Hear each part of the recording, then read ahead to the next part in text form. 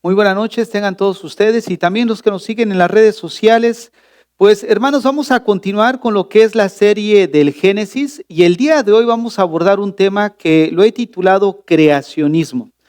Creacionismo.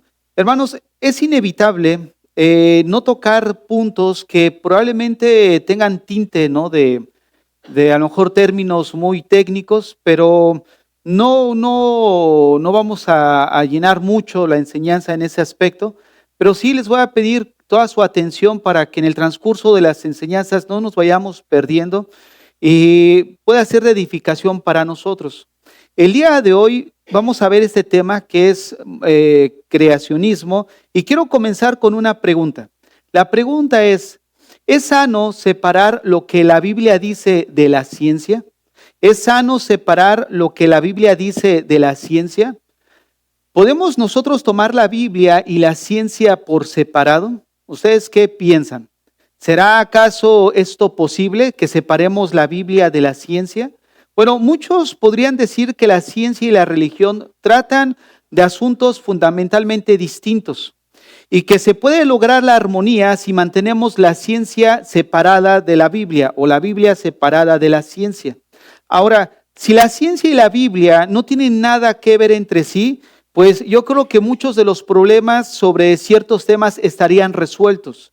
Acerca del origen de la creación, acerca de dónde surge la humanidad, acerca de las lenguas, acerca de las civilizaciones, pues estaría resuelto. Sin embargo, no podemos nosotros mantener la ciencia y la Biblia completamente separadas. ¿Cuál es la razón? La razón es de que la Biblia habla acerca de temas que también habla la ciencia, o viceversa. La ciencia habla de temas que la Biblia ya mencionaba con mucho tiempo de anticipación. Ahora, como el tema que estamos tratando precisamente, que tiene que ver con el origen del universo. Esto, hermanos, tampoco no quiere decir que la Biblia sea un tratado científico del cual nosotros vengamos a sacar de alguna manera o deducir cosas pues científicamente precisas, ¿no? La Biblia no es un tratado científico.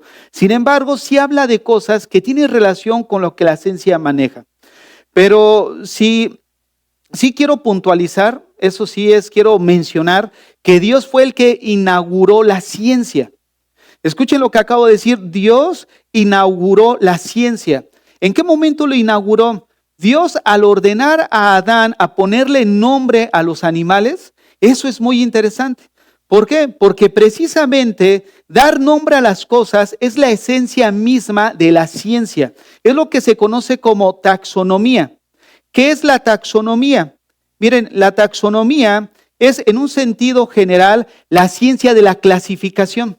¿A qué nos referimos con esto? Como su nombre lo indica, los seres vivos se clasifican científicamente atendiendo a su semejanza, ¿no? A su proximidad filogenética, de acuerdo a su semejanza de genes, de imagen. En ese momento se van clasificando, se estructura de una manera de jerarquía inclusiva y esto de alguna manera pasa los científicos a ponerle nombre a las cosas o a los animales. Y es precisamente lo que Adán hizo.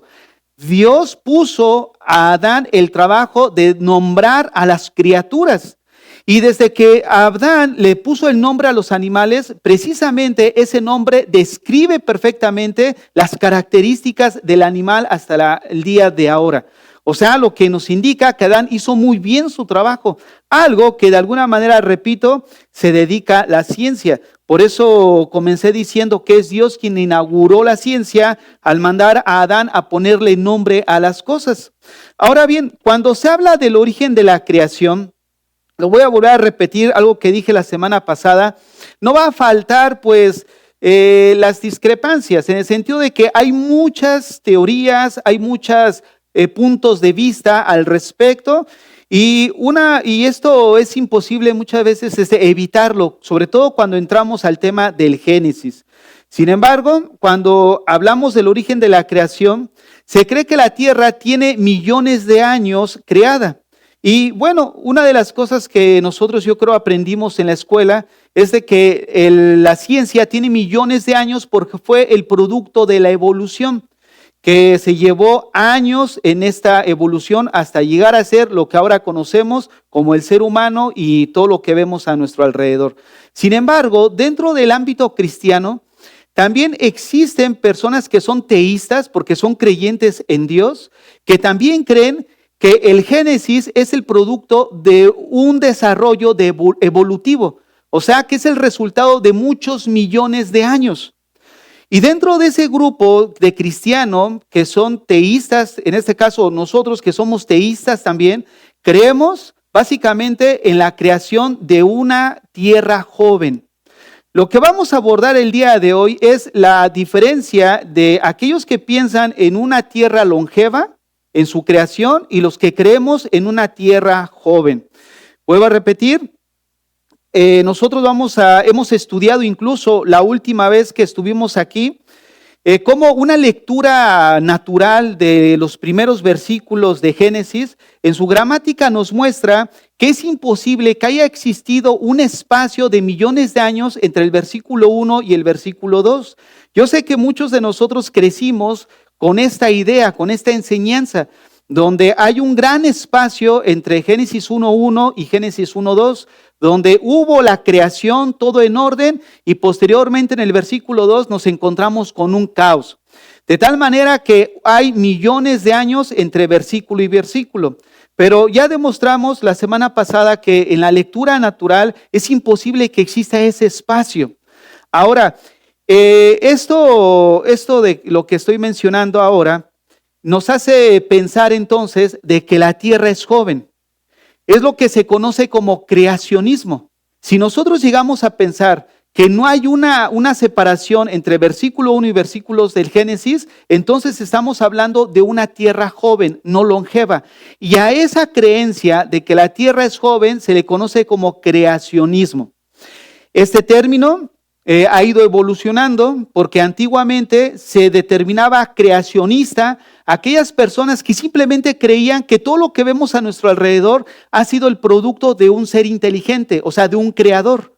Pero al pasar de los años, el término creacionismo ha pasado a referirse solamente a aquellas personas teístas, pero que creen en la tierra joven, como en el caso de nosotros. Bueno, pudiera a lo mejor alguno de la iglesia que pudiera pensar en que la tierra es longeva. Bueno, pues al final, como leí en uno de los comentarios en un reportaje, en un libro, decía, miren, al final, sea longeva o sea joven, eso es lo de menos, ¿no? ¿Por qué? Porque al final creemos que Dios hizo todas las cosas, que Dios es el origen, el originador de todo eso. Solamente queremos nosotros mencionar al estudiar Génesis lo que pensamos al respecto. Ahora, vuelvo a repetir, este término de creacionismo antiguamente se refería a un grupo de personas que afirmaban que todo tuvo su origen en un Dios como creador, pero ahora en la actualidad se cree también y se apunta a aquellos que creemos en una tierra joven. Dentro de este grupo de creacionistas antiguamente que creían en Dios como el originador de todo, había muchas posturas, muchas teorías, que solamente voy a mencionarlas, pero el día de hoy voy a abordar nada más una. Dentro de estas teorías de aquellos que son cristianos, efectivamente, algunos, hay otros que son liberales, que solamente hablan por hablar, pero no son cristianos genuinamente, pero hay otros que sí son creyentes, que creen en el Génesis, sobre todo en el capítulo 1, que se llevó a cabo a través de millones y millones de años. Y dentro de ellos han postulado algunas teorías o algunas soluciones a lo que ellos piensan de Génesis. Por ejemplo, la primera es que ellos dicen que el día eran días de eras, o sea, que no eran días de 24 horas. Y eso es lo que vamos a desarrollar el día de hoy. Hay otros que creen que la teoría de la brecha, lo que estudiábamos la vez pasada, entre el versículo 1 y versículo 2, millones de años. Ahora, cada una de estas posturas que voy a mencionar se caracterizan porque creen que Génesis 1 se llevó a cabo a través de miles de millones de años. La siguiente postura es la evolución teísta. Fíjense el término evolución teísta. O sea, el término teísta se refiere a personas que creen en Dios, en un creador, pero afirman que la creación se llevó a cabo a través de una evolución, lo cual lo llevó a través de años. Ahora, la otra postura es el tiempo cósmico. Hay otra postura que es creacionismo progresivo. O sea, observen, creacionismo progresivo. Les repito, anteriormente la palabra creacionismo enfocaba simplemente a aquellas personas que creían que Dios es el originador de todo. Pero ahora solamente apunta exclusivamente a aquellos que creemos en una tierra joven, pero obviamente pensamos que Dios es el originador de todo. Y el último concepto es esquema conceptual. Ahora, este término, hermanos, de creacionismo es aplicable a aquellos que creemos en Dios como el creador de todas las cosas, pero también en una tierra joven.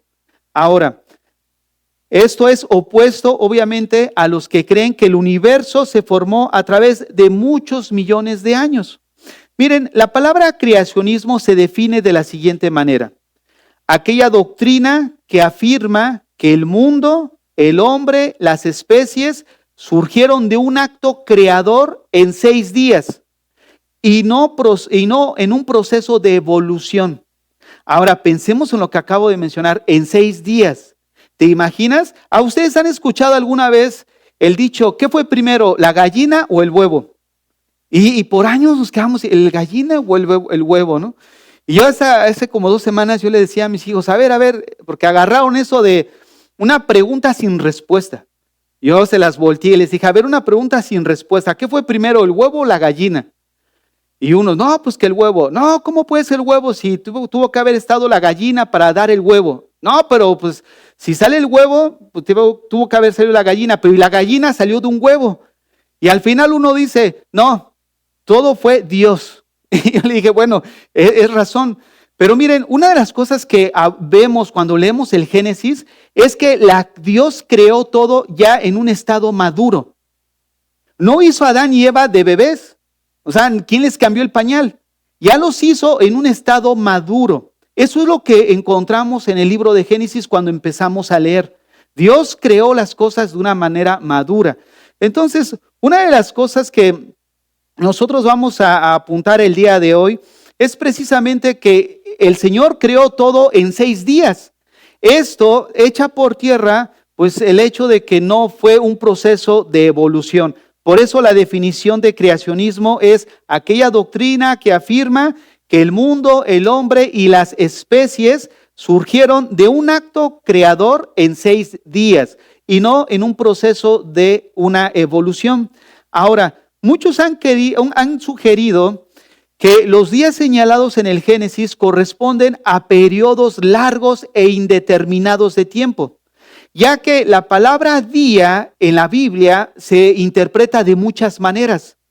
Y una de esas maneras habla de un tiempo indeterminado, donde no solamente abarca un periodo de 24 horas. Les voy a dar 4 ejemplos para que nosotros comencemos viendo qué es lo que ellos creen. ¿Por qué piensan que el libro de Génesis, cuando habla del día, no específicamente se refiere a días de 24 horas?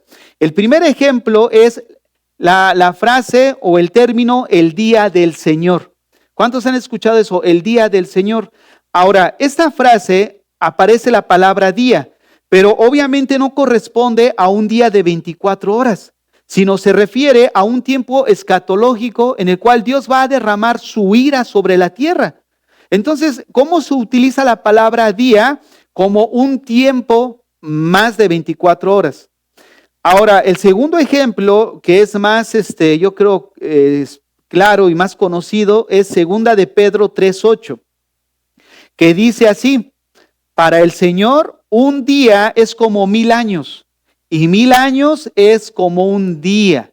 Entonces, en base a esto, muchos han pensado que los días que se menciona Génesis en la creación son eras y no días de 24 horas.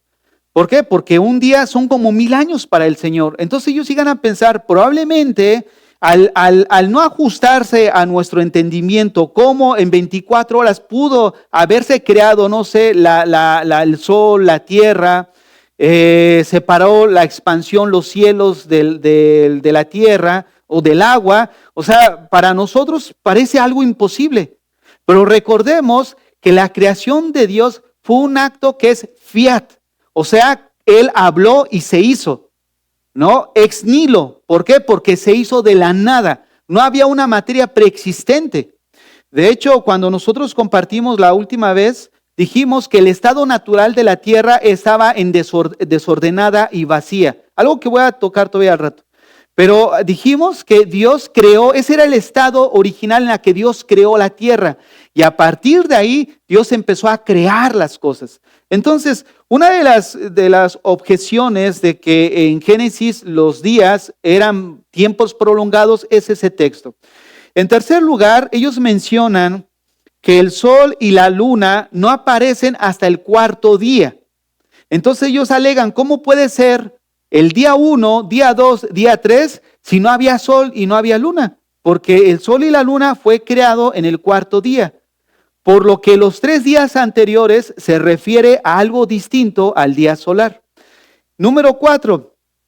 Ellos apuntan también al séptimo día. Este séptimo día es muy interesante. De hecho, con ese punto voy a cerrar la enseñanza. Pero es muy interesante porque el séptimo día, que corresponde al día del reposo, continúa hasta el día de hoy.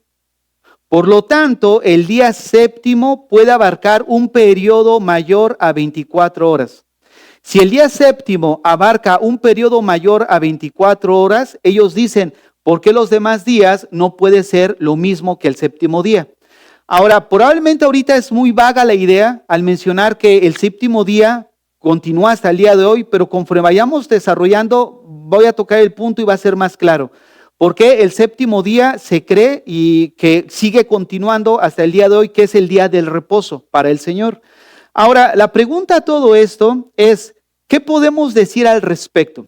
Una vez que tenemos en mente esas 4 ideas, de lo cual plantean que la tierra en Génesis 1 ha sido un periodo de evolución en base a que, pues, de alguna forma veíamos que la palabra en primer lugar, fíjense, es interesante porque la palabra día es la palabra yom, y esa palabra sí describe un periodo de 24 horas. Pero el asunto que ellos argumentan es que cuando nosotros venimos a la Biblia, nosotros debemos de ver qué uso también se le da a esa palabra en otros textos. Es precisamente lo que empezamos a ver, ¿no? Como en el día del Señor, ¿qué uso se le da? Pues un periodo indeterminado. Pedro, ¿qué uso le da a la palabra día? Le habla de que un día son como 1000 años, ¿no? En tercer lugar, veíamos que ellos apuntan de que no estaba la luna y el sol creados, sino hasta el cuarto día. Y en último lugar, como vamos a ver posteriormente, hay una frase, si ustedes recuerdan cuando leen el capítulo 1 de Génesis, cuando Dios crea algo en un día, dice, y fue la tarde y la mañana, en la tercera de la mañana, el día 1. Esa frase se repite en los 6 días, pero no en el séptimo día. Lo que implica que el séptimo día, que es el día del Señor, del reposo, continúa hasta nuestra época. Y vamos a ver esto, miren. Vamos a Génesis capítulo 1, verso 5, para ver qué es lo que podemos decir al respecto de estas objeciones que ellos presentan respecto al término día igual a era. Génesis 1:5. En este versículo de Génesis 1:5, vamos a ver que aparece 2 veces la palabra día. Sin embargo, apuntan a cosas distintas. Vean lo que dice Génesis 1:5. Y llamó Dios a la luz día, y a las tinieblas llamó noche. Y fue la tarde y la mañana un día. Vemos que aparece la palabra día, pero no significa lo mismo. O sea, apunta a 2 cosas distintas. La primera palabra que encontramos de día en el versículo dice, y llamó Dios a la luz día, y a las tinieblas llamó noche. Ahora, aquí día contrapone a noche. ¿Por qué? Porque dice que a la luz llamó día. O sea, está contraponiendo lo que es las tinieblas. Por lo tanto, podemos deducir que no está hablando de un día de 24 horas, sino que se está refiriendo al sentido de la luz diurna. Ese día va específicamente a hablar a lo que es la luz diurna, un periodo que aproximadamente dura 12 horas, pero no está hablando de un día de 24 horas. Ahora, hay un texto en Juan capítulo 11, verso 9, que nos aclara un poco más esto, y, o sea, hablando de esta luz diurna y del tiempo, y es Jesús hablando. Fíjense lo que dice Juan 11, 9. Respondió Jesús: ¿no tiene el día 12 horas? Fíjense nada más, ¿no tiene el día 12 horas? Aquí nos ayuda a ver que la palabra día se refiere a la luz diurna. Ahora, si regresamos a Génesis 1:5, fíjense cómo el mismo texto nos hace indicación de que el segundo día, en base a la lectura natural del versículo, sí se aprecia que es un día de 24 horas. Vamos a leer otra vez Génesis 1:5. Y llamó Dios a la luz diurna día, y a las tinieblas llamó noche. Y fue la tarde y la mañana, fíjense, la tarde y la mañana un día. Precisamente así miden los días el pueblo judío. La tarde y la mañana para ellos es un día. Justo lo que nos está diciendo el texto. Entonces, el segundo día que aparece en Génesis 1:5, sí podemos decir que es un día de 24 horas, lo cual recalca el hecho de que todos los días tuvieron la misma duración. ¿A qué me refiero con esto? Que esta frase que dice ahí, fue la tarde y la mañana un día, precisamente esta referencia aparece en cada uno de los días de la creación. En el día 1 que estamos leyendo, que dice, fue la tarde y la mañana un día. En el día 2 aparece la misma frase, fue la tarde y la mañana un día. En el día 3 es la misma frase. De tal manera que los 6 días de la creación aparecen la misma frase. ¿Qué quiere decir esto? Está recalcando el hecho de que los días tuvieron la misma duración. ¿Cuánto? 24 horas. Demarcaron con claridad los límites de cada actividad creativa de Dios durante ese día de 24 horas. Ahora, en el versículo que dice al atardecer, bueno, que dice tarde y mañana, se entendería de forma natural en su lectura un día de 24 horas. Ahora, déjenme decirles algo. El hecho, porque ellos dicen, pero no estaba el sol y la luna, ¿cómo puede ser un día? Bueno, pensemos en lo siguiente, miren. El hecho de que el sol y la luna fueron creados hasta el cuarto día, no implica que los 3 días no fueran de 24 horas. ¿Por qué razón? Porque Dios ya había creado el tiempo. Miren, Dios ya había creado el tiempo. ¿Cómo lo sabemos? Porque al decir el texto, fue un día, implica que la tierra estaba rotando sobre su eje. Recordemos que el sol y la luna fueron puestas solamente para señal para nosotros, no para determinar el tiempo. El hecho que no haya luz y luna no implicaba que no hubiera tiempo. Si ustedes leen Génesis 1:1, aparecen 5 cosas. Aparece el tiempo, la materia, el espacio, acción y una fuerza creadora. En el principio, el tiempo creó. En el principio creó la acción, la fuerza creadora, Dios, los cielos, espacio, la tierra, materia. Las leyes de la física, fundamental para todo lo que enseña. Fíjate nada más, lo que nos indica que en el día 4, aun cuando no hubiera luna y sol, no tiene eso relevancia respecto al tiempo, porque el tiempo ya estaba. La tierra estaba rotando. Lo que nos da el tiempo a nosotros son las 24 horas que da la tierra al girar, independientemente que esté el sol o la luna.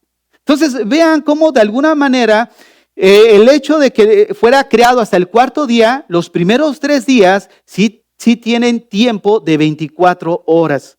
Miren, ¿cómo lo sabemos? Vayamos a Génesis 1, versículo 14 al 19. Génesis 1, versículo 14 al 19. Dice así: dijo luego Dios, haya lumbreras en la expansión de los cielos para separar el día de la noche y sirvan de señales para las estaciones, para días y años. ¿Cuál fue el propósito de las lumbreras? Para que sirvieran de señal para nosotros. Verso 15. y sean por lumbreras en la expansión de los cielos para alumbrar sobre la tierra. Y fue así.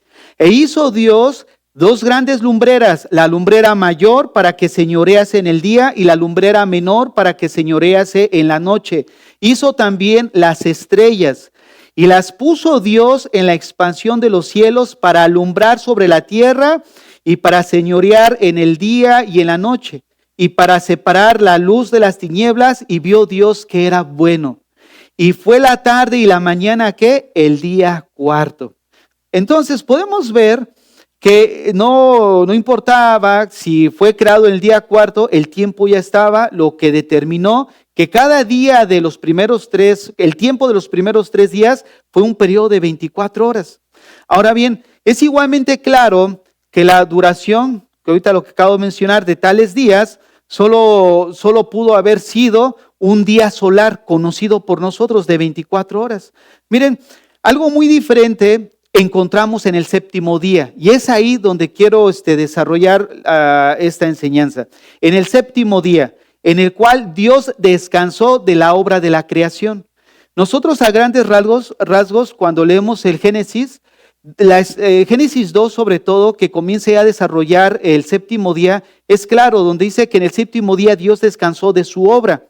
Pero si leemos el Génesis 2, no encontramos la frase la tarde y la mañana.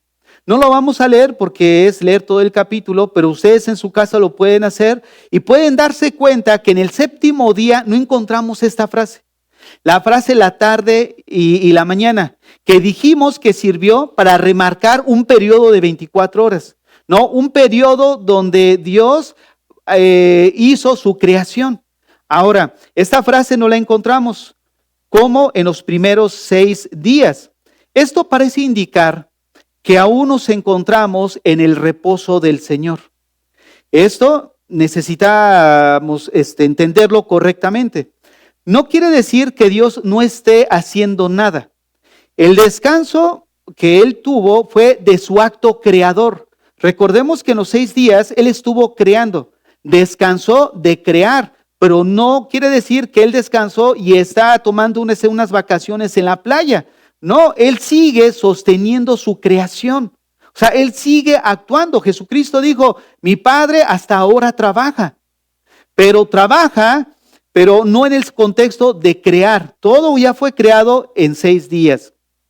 Pero el hecho de que no esté la frase mañana y tarde, no implica que deban de tomarse los 6 días de la creación como periodos de más de 24 horas, que es lo que ellos afirman. Como el séptimo día no aparece noche y tarde, que delimita un tiempo y de alguna manera implica que ese día ha sido extenso, donde muchos creemos que continúa hasta el día de ahora. Por eso dicen, bueno, ¿y qué es imposible? ¿O qué nos hace pensar de que no sea lo mismo con los primeros 6 días? Bueno, lo que nos hace pensar que no es lo mismo es que está limitado cada día con la tarde y la mañana, más no el séptimo día. El séptimo día es un caso excepcional, especial, porque es el día del reposo, donde el Señor descansó de su creación, pero continúa abierto. Y ahorita vamos a ver por qué. Miren, podemos nosotros decir entonces que hablar de creacionismo en el contexto contemporáneo acerca de personas teístas que creemos en una tierra joven es hablar que todo lo creado fue originado por el poder creativo de Dios en 6 días. Vayamos a Éxodo 20:11. Éxodo 20:11. Miren lo que dice. Porque en 6 días hizo Jehová los cielos y la tierra. Fíjense, en 6 días hizo Jehová los cielos y la tierra, el mar y todas las cosas que en ellos hay, y reposó en el séptimo día. Por tanto, Jehová bendijo el día de reposo y lo santificó. Dios creó en 6 días y el séptimo día, dice, fue el día de reposo y lo santificó. A grandes rasgos y todavía sin entrar a cada día de la creación, podemos ver que en un inicio el propósito de Dios en su creación, ¿cuál fue? Para ser habitada. De hecho, ese fue el propósito que estudiamos la clase anterior, donde dijimos veíamos Isaías 45, que mencionaba que Dios hizo la tierra, pero no la hizo vacía, sino para ser habitada. Y esa palabra vacía es la misma que se describe en Génesis 1:2, que es desordenada. Pero dijimos que en Isaías 45 no está hablando del estado original de la creación, sino está hablando del propósito por el cual Dios creó la tierra, ¿cuál? Para ser habitada. De tal manera que en Génesis 1, versículo 1 y versículo 2, la tierra no estaba lista para ser habitada. Lo que llevó a Dios entonces a cumplir el propósito para la cual la creó, trabajar 6 días en su creación para que en el séptimo día colocara al hombre ya en una tierra habitable. Entonces, una de las cosas que vemos es de que el estado primitivo de la tierra, es decir, la condición original en la cual fue creada, que encontramos en Génesis 1:2, es que la tierra estaba desordenada y vacía. Pero ¿cuál fue el propósito? Condicionarla para que nosotros habitésemos en ella. Posteriormente, el texto describe precisamente de Génesis 1:3 en adelante la creación que Dios hace en cada uno de sus días. De tal forma que al llegar al día sexto, encontramos que la tierra ya estaba ya era habitable y de alguna forma Dios crea al hombre, precisamente para que vivamos en ella. Ahora, sígame con atención, porque aquí es donde quiero unir todo lo que acabo de explicar de la creación con una verdad que vamos a encontrar. Dios coloca entonces al hombre en su paraíso. En el paraíso de Dios, Dios hizo la tierra perfecta. Sin embargo, el hombre, ¿qué hace? Desobedece a Dios, cae en pecado y es echado de ese lugar hermoso. Y ahora el hombre vive en una decadencia moral. Vive afanado, vive en guerras, vive en conflictos, no encuentra reposo para su alma. Y yo creo que es precisamente el estado en el que sigue encontrándose la humanidad. De hecho, ahorita yo creo que más que nunca esta generación no ha visto una guerra tan cerca como la que estamos a punto de ver, ¿no? Un desenlace en la Tercera Guerra Mundial. Yo creo que todavía a nadie nos ha tocado, o de la generación que todavía vive, probablemente sean unos pocos, pues una guerra mundial. Entonces quiero que veamos cómo el mundo entero clama, ¿por qué? Por paz, clama por tranquilidad, algo que se tenía en el paraíso. Dios trabajó 6 días. Pudiera ser para nosotros algo increíble, o sea que incluso no creíble que haya sido así, pero para Dios nada es imposible. O sea, 6 días se llevó para ver toda la creación y colocar al hombre.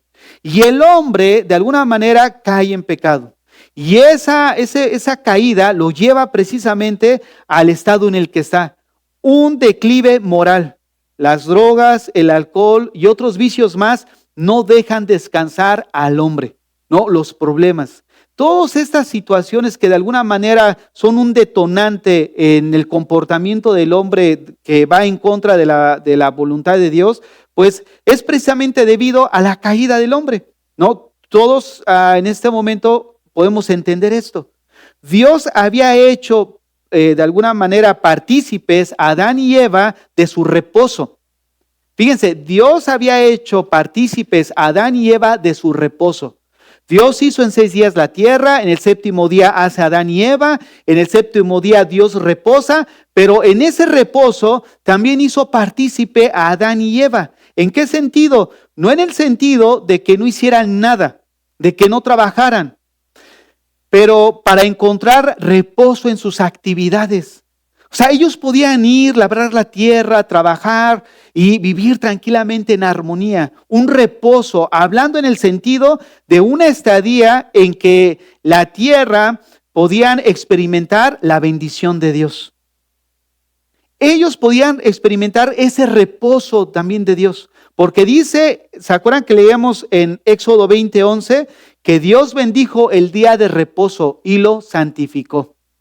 Un día de reposo en el cual Dios permitió para que el ser humano se enfocara a Dios, pero también para que nosotros fuéramos bendecidos. en que todas nuestras actividades tuvieran la bendición de Dios. Yo estaba prácticamente seguro de que si Adán hubiera sembrado una semilla, se iba a dar. O sea, no iban a tener dificultad para la siembra, no les iba a pesar. Esa es tener la bendición y el reposo de Dios. Ahora, ¿cuántos en la actualidad salen de su empresa en un país de donde venimos, somos originarios, y viven sin la paz, sin ese reposo? Viven incluso alterados de saber si al salir no saben si van a regresar. ¿Por qué? Porque viven en un país tomado por la violencia. O sea, no hay reposo en todo eso. Algo que se perdió también en la caída. El hecho de que podrían ir a trabajar y vivir en ese reposo, gozar de la bendición de Dios. Pero ahora por causa del pecado no disfrutamos de ese reposo. Pero el hombre, después de la caída, hermanos, no ha querido entrar en ese reposo. Porque yo mencioné que muchos creen, y también creo que ese día no está limitado por un día y mañana, porque sigue abierto el día de reposo. El día de reposo sigue hasta el día de hoy. Dios sigue reposando. Ya expliqué en qué sentido. Ahora, el hombre, después de la caída, no ha querido entrar en ese reposo. Recordemos que en el séptimo día no encontramos la frase fue un día, o fue la tarde y la mañana un día, lo que implica un día diferente a los 6 días anteriores. Esto quiere decir que Dios en su misericordia dejó abierto ese reposo, previendo que el hombre pecaría para proveerle de su misericordia, y que ahora todos los que estuviéramos cansados en esta vida entráramos en el reposo por medio de Jesucristo. Ustedes saben que en el Nuevo Testamento, por ejemplo, nosotros ya no guardamos un día de reposo en sí. ¿Por qué? Porque ahora nuestro día de reposo se encuentra en la persona de Jesucristo. Por eso, de alguna manera, el reposo sigue abierto. Esa estadía en la cual nosotros podemos descansar en Dios. De ahí encontramos Mateo 11:28. Miren lo que dice Mateo 11:28 al 30. Dice así: venid a mí todos los que estáis trabajados y cargados, y yo os haré descansar. ¿Cuántos de nosotros usamos estos textos y se los mencionamos pues a la persona que no conoce a Dios? Pero déjenme decirles algo, tanto cristianos como no creyentes muchas veces tienen esta falta de reposo. Porque muchas veces como cristianos seguimos afligidos. Algo nos está afligiendo, perdemos la paz, no tenemos reposo en nuestras vidas. Y sí venimos a la iglesia, leemos la Biblia, sí somos hijos de Dios, pero no encontramos un reposo porque hay algo que nos aflige. Hay algo que nos está perturbando en nuestras vidas. Hay algo que nos está impidiendo dormir. Y el Señor, la invitación de Jesús es para creyentes y también para no creyentes. Venid a mí, todos los que están trabajados y cargados, y yo os haré descansar. ¿Por qué estamos trabajados y cargados? Por el pecado en nuestras vidas. Porque las consecuencias del pecado que se vivió en Adán y Eva, representando a la humanidad, nos sigue afectando hasta el día de hoy. Andamos sin esa paz. Y mira lo que dice el verso 29. Llevad mi yugo sobre vosotros y aprended de mí, que soy manso y humilde de corazón, y hallaréis descanso para vuestras almas.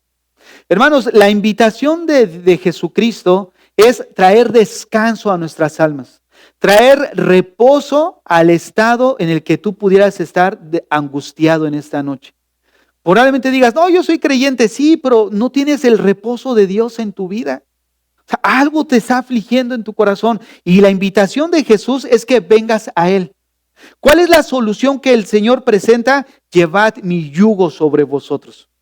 Fíjense, la palabra yugo tiene muchos significados en las Escrituras, pero uno de esos significados es estar bajo autoridad.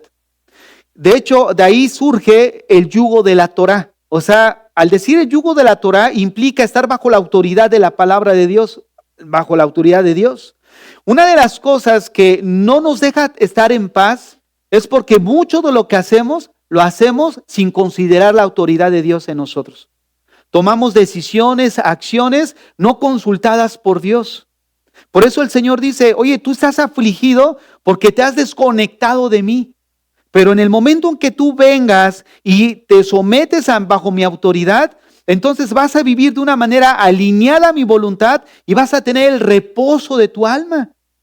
Miren, fíjense, no sé si les ha pasado que de repente vienen turbulencias a su vida, pero si tú estás centrado con Dios y confiado en Dios, dices, llueva, truene o relampaguee, mi alma está confiada en Dios. ¿Por qué? Porque nos mantiene seguros el hecho de caminar rectos delante de Él. Pero ¿qué es lo que causa en nosotros ese descontrol o esa aflicción? Saber que no andas bien. ¿No es cierto? Cuando no andamos muy bien, sabemos que, híjole, incluso tú puedes decir, hijo, a lo mejor será porque el Señor sabe que hay algo que no le he confesado. Hermanos, cada uno de nosotros sabemos cómo andamos. Y muchas veces esa manera de andar es la que está produciendo en nosotros esa falta de reposo.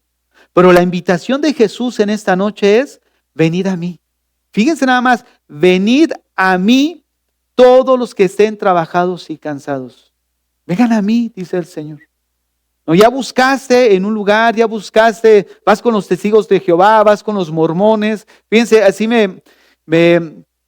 hace como un mes, o menos de un mes, una persona que no es de aquí, no es cristiana tampoco, por eso lo voy a mencionar porque no es creyente y aparte no es de la iglesia. Ella fue al doctor simplemente para hacer un diagnóstico y la mortificaba el resultado del estudio. Entonces, un día vino aquí a la iglesia y pidió hablar con nosotros, la atendimos entre semana, aquí en la mañana venimos. Y una de las cosas que la mortificaba era el resultado de ese estudio.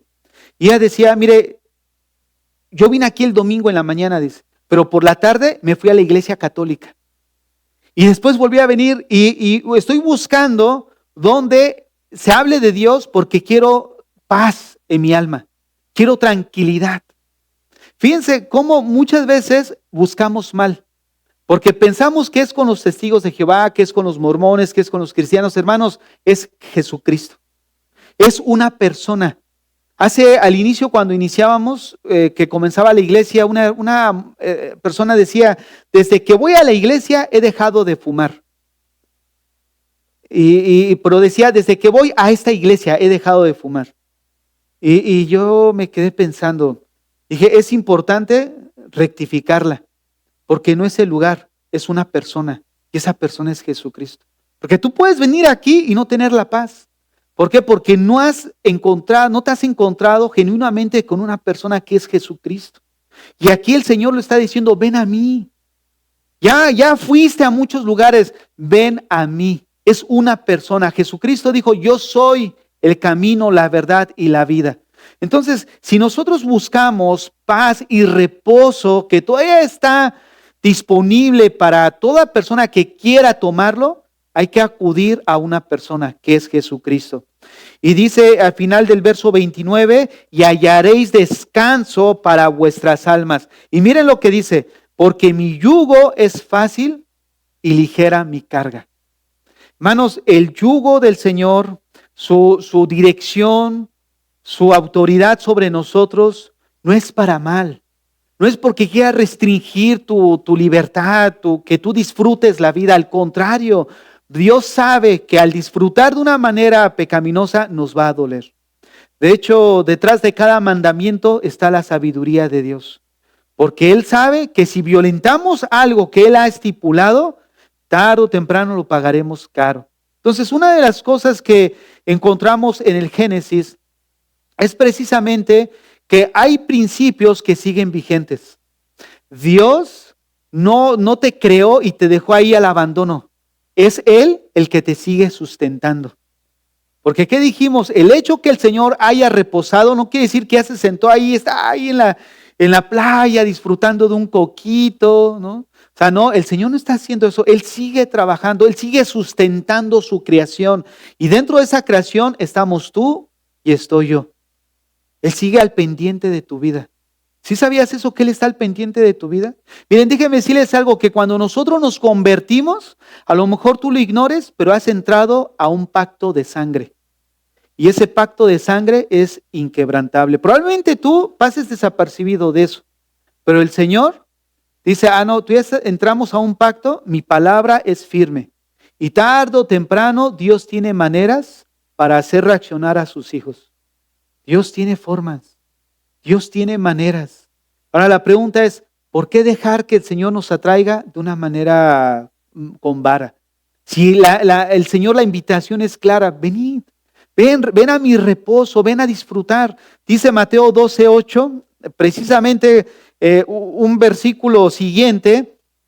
Si tú miras Mateo 12:1, él empieza a hablar acerca del día de reposo. Porque algunos fariseos empezaron a decir, hey, aquellos están tomando espigas y están comiendo en día de reposo. Y el Señor los exhorta. De tal manera que al final, en el verso 8, él dice, porque el Hijo del Hombre es Señor del día de reposo. Fíjense, aquí hay mucha verdad. No solo está diciendo que nuestro reposo está en la persona de Él, sino Él se está atribuyendo divinidad. Porque Génesis 1 o Génesis 2, ¿qué comienza diciendo? Si lo lees en tu casa, comienza el séptimo día, donde dice que Dios reposó y lo santificó. O sea, que fue Dios el que descansó después de su creación. Y Jesucristo, ¿qué dijo? Yo soy Señor del día de reposo. O sea, si Él no fuera Dios, Él estaría blasfemando. Pero como Él es Dios, se está atribuyendo divinidad. Yo y mi Padre, uno somos. Fíjense nada más, qué increíble, ¿no es cierto? Ahora, es Jesucristo, la misma divinidad, la que en esta hora te está invitando a que vengas a reposar en Él. Mira, hermano, yo no sé cuál es el problema que tú tengas. Yo no sé cuál es la situación que te esté agobiando. Yo no sé cuál es, pero Dios sí la conoce. Y si tú estás aquí o me están escuchando en las redes sociales, déjame decirles algo, Dios quiere que tú entres a su reposo, porque Él es el Señor del día de reposo. Y Él está dispuesto, como dice al final del verso 29, a que hallemos descanso en nuestras almas. Yo te quiero preguntar, ¿desde qué día no has podido dormir? ¿Desde qué día no has podido dormir? O si duermes, pero ya tarde y estás ahí todo afligido, afanado. ¿Cuántos días has traído cargado ese problema? Y no se lo has dejado al Señor. Hermano, nosotros necesitamos dejarle las cosas a Dios.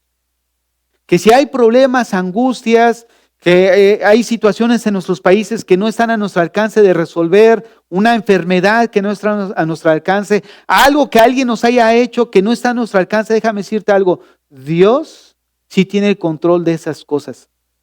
Y es ese Dios el que nos creó, el que también nos sigue sustentando. Y es a ese Dios al que debemos de acudir. Cierra tus ojos ahí en esta noche, así con tus ojos cerrados.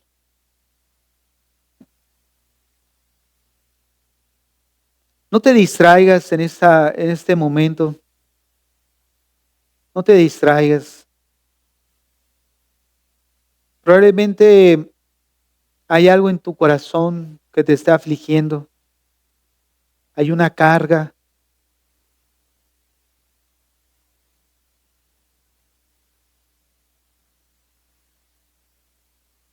Hay cosas que nosotros no podemos llevar por nosotros mismos, que nos perjudican, nos dañan, terminan con nuestro reposo, al cual hemos entrado en Cristo Jesús. Y el día de hoy el Señor te dice, ¿qué es lo que te está robando? Lo que Él te ha dado, que es su reposo, su paz. Un hijo tal vez, la familia, un trabajo, tu salud, lo que te hayan hecho. ¿Por qué no vienes en esta hora al Señor? Le dices ahí en tu corazón, le dices, Señor, ayúdame, ayúdame, Señor. Yo no puedo con esto. Yo no puedo con esto. Tú me creaste, tú me formaste, Tú tuviste cuidado de mí desde el vientre de mi madre. Has tenido cuidado de mí en el desarrollo de mis años. Y eso quiere decir que tú sigues sustentándome, Señor. Tú sigues guardándome como tu criatura. Y en esta hora, Señor, yo creo en eso. Yo creo que solo tú tienes solución a mis problemas. Yo creo que solo en ti hay descanso en mi alma. Yo creo que solo tú puedes tener control de todo eso.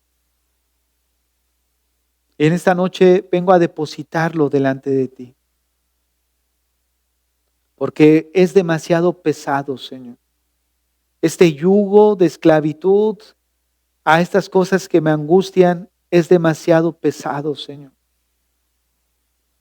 Pero tu palabra dice que tu yugo es ligero, que tu carga no es pesada, Señor. En tu palabra tú nos invitas a venir a ti. Y es a ti a quien acudimos en esta noche.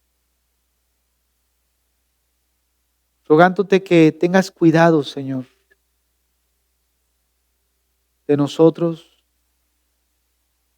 Y no porque no lo hayas tenido, Señor, sino que en esta noche creemos que tú tienes cuidado de nosotros. Y que si estás permitiendo todo esto que esté a nuestro alrededor, es con un propósito, Señor. Porque para eso fuimos creados, con un propósito, Dios. En este día ponemos en tus manos nuestra vida. En esta hora ponemos nuestra vida en tus manos, Señor. Ponemos nuestro corazón, ponemos nuestra familia, ponemos ese problema, eso que nos aflige. Y te rogamos, Señor, que limpies nuestro corazón, que limpies nuestras vidas. No queremos cargar eso sobre nosotros, Señor. Queremos dejarlo en ti, a ti. Señor, si ha habido pecado en nosotros, si te hemos ofendido, perdónanos. Limpia nuestro corazón. Limpia nuestra vida, Señor. Danos un corazón en el que tú te complazcas, Señor. Un corazón en el que seas tú glorificado, seas tú exaltado. Danos una vida, Señor, que sea agradable delante de ti. Nos encomendamos a tu gracia en este día, Señor. En el nombre de Jesús. Amén y amén.